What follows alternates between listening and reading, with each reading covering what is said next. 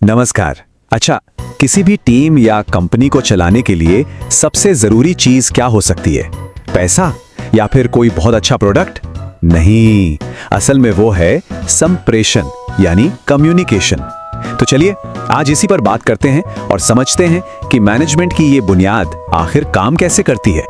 चलिए इस बात को समझने की शुरुआत करते हैं मैनेजमेंट गुरु चेस्टर बर्नार्ड की एक बहुत ही दिलचस्प लाइन से। वो कहते थे कि कम्युनिकेशन मैनेजमेंट का सबसे जरूरी काम तो है ही, पर साथ ही ये उसकी सबसे बड़ी चुनौती भी है। अब ये बड़ी अजीब बात है ना? एक ही चीज सबसे जरूरी भी और सबसे बड़ी मुश्किल भी, तो ऐसा क्यों है? चलिए इसी को पता करते हैं। तो आज हम क्या क्या देखने वाले हैं। सबसे पहले ये समझेंगे कि कम्युनिकेशन इतना जरूरी है क्यों, फिर इसकी असल परिभाषा क्या है, इस पर बात करेंगे। उसके बाद हम इसके 8 जरूरी हिस्सों को एक एक करके देखेंगे और आखिर में एक मैसेज की पूरी यात्रा को ट्रैक करेंगे, मतलब शुरुआत से लेकर उसके अंजाम तक। तो चलिए पहले सवाल पर आते हैं। आखिर किसी भी ऑर्गेनाइजेशन की सफलता के लिए कम्युनिकेशन इतना जरूरी क्यों माना जाता है? देखिए बात सीधी सी है, बिना कम्युनिकेशन के मैनेजमेंट की कल्पना भी नहीं की जा सकती। ये तो बस एक कोरी कल्पना बन के रह जाएगा। आप इसे ऐसे समझिए कि ये किसी भी टीम का लाइफ ब्लड है। वो खून है जिसके बिना कोई भी काम आगे बढ़ ही नहीं सकता। इसके बिना तो सब कुछ ठप पड़ जाएगा। ठीक है, तो ये तो साफ हो गया कि ये कितना जरूरी है, पर कम्युनिकेशन का असली मतलब है क्या? चलिए अब इसे ठीक से परिभाषित करते हैं। जानते हैं, इस शब्द की जड़ में ही इसका पूरा राज छिपा है। कम्युनिकेशन शब्द आया है लैटिन के कम्युनिस से, और कम्युनिस का मतलब होता है कॉमन, यानी कि साझा या समरूप। तो इसका पूरा मकसद ही यही है, एक कॉमन यानी एक साझा समझ बनाना। जैसे न्यूमन और समर कहते हैं कि ये सिर्फ तथ्यों यानी फैक्ट्स का लेन देन नहीं है, इसमें हमारे विचार, हमारी राय और यहाँ तक कि हमारी भावनाएं भी शामिल होती हैं, यानी लॉजिक और इमोशन दोनों का मेल। अब मैकफार्लैंड इसमें एक और जरूरी बात जोड़ते हैं। वो कहते हैं कि ये जो बातचीत हो रही है ना, वो मीनिंगफुल होनी चाहिए, मतलब उसका कोई अर्थ निकलना चाहिए, बस यूं ही बातें नहीं। फिर आते हैं कीथ डेविस। वो एक बहुत ही जरूरी पॉइंट उठाते हैं कि भाई सिर्फ संदेश भेज देना काफी नहीं है, ये पक्का करना भी जरूरी है कि जो समझ हम भेजना चाहते हैं वो भी साथ में पहुंचे। और थियो हेमन भी बिल्कुल यही बात दोहराते हैं कि सूचना और समझ, इन दोनों को एक साथ एक से दूसरे व्यक्ति तक पहुंचाने की प्रक्रिया ही कम्युनिकेशन है। और लुइस ए एलन ने तो इसे एक बहुत ही खूबसूरत रूप दिया है।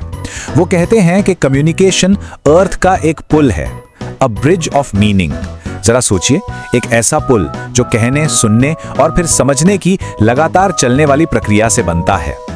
तो इन सारी परिभाषाओं को अगर मिला दें तो क्या मतलब निकलता है? मतलब साफ है, कम्युनिकेशन कोई एक तरफा भाषण नहीं है, ये एक टू वे प्रोसेस है, एक दो तरफा प्रक्रिया है जिसका एक ही मकसद है, समझ का वो साझा पुल बनाना। अच्छा, तो अब सवाल ये है कि ये जो समझ का पुल है ये बनता कैसे है? दरअसल इसे बनाने के लिए 8 जरूरी चीजें या कह लें कि 8 बिल्डिंग ब्लॉक्स लगते हैं। चलिए अब इन 8 तत्वों को समझते हैं। और मजे की बात यह है कि चाहे कोई छोटा सा टेक्स्ट मैसेज हो या फिर कोई बड़ी ऑफिशियल रिपोर्ट, कम्युनिकेशन के हर काम में ये 8 तत्व हमेशा मौजूद होते हैं। और हाँ, ये एक खास क्रम में ही काम करते हैं।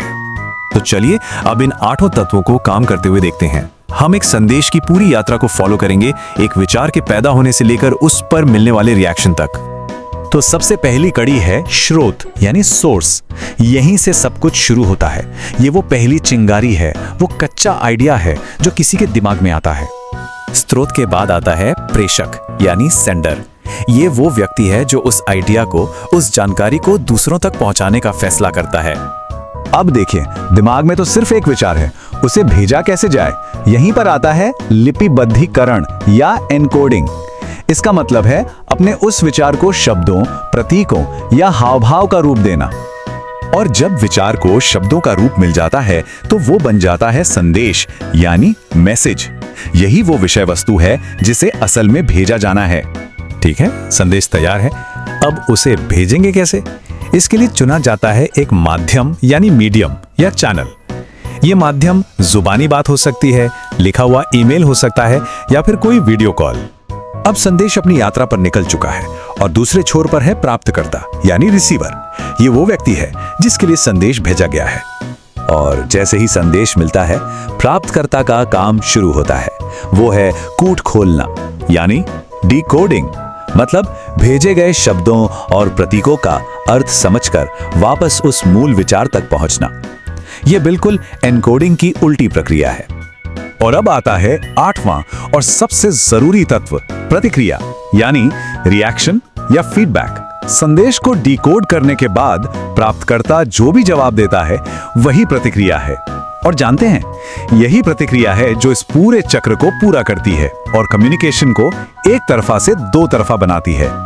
तो ये पूरी प्रक्रिया देखने के बाद एक सवाल मन में जरूर आता है, ये जो कम्युनिकेशन की पूरी चेन है, अगर इसमें से एक भी कड़ी टूट जाए तो क्या होगा? क्या वो अर्थ का पुल जिसके बारे में हम बात कर रहे थे वो सच में ढह जाएगा? अगली बार जब कोई जरूरी बात कहनी हो तो इस पूरी यात्रा की हर एक कड़ी के बारे में सोचना तो बनता है।